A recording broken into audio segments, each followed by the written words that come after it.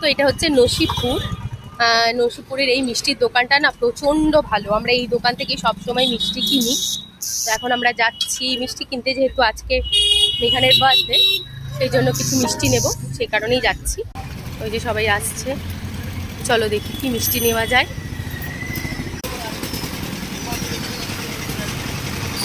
খুবই ভালো মিষ্টি, দারুণ।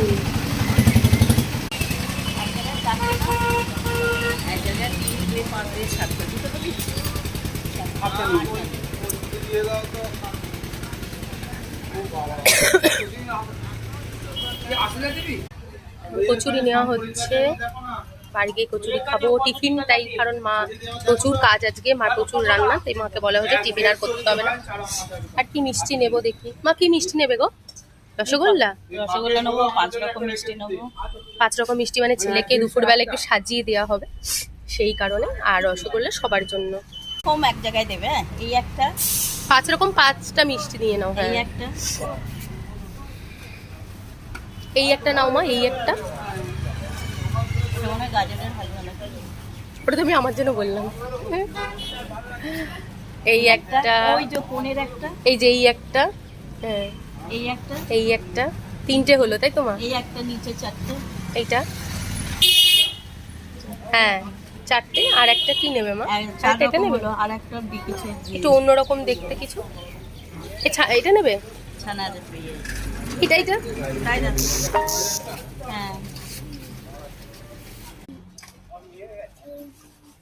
তুমি কোনটা খাবে পাপা? কোনটা? এই খা। সন্দেশ খাইয়ে দেবে নাকি? এটা কটা আছে? হ্যাঁ বলছি। মিষ্টি নেওয়া হচ্ছে, রসগোল্লা। আমরা কি খালি রসগোল্লাই বোমা? রসগোল্লাটা এখানে মানে ব্যাপক। তোমাদের দোকানের নামটা একটু দেখিয়ে দিই, দাঁড়াও।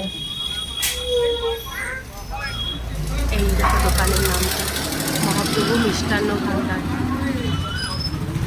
খুব ভালো।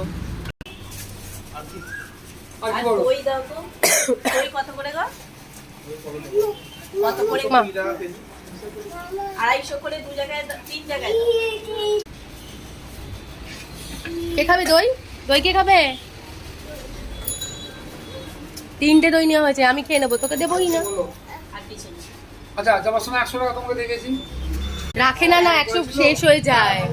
আমি বলছি দাঁড়িয়ে হয়েছে যেটা বাদ দিয়ে দেবে, আমি পয়সা কি বলবো, সাজা দেবে।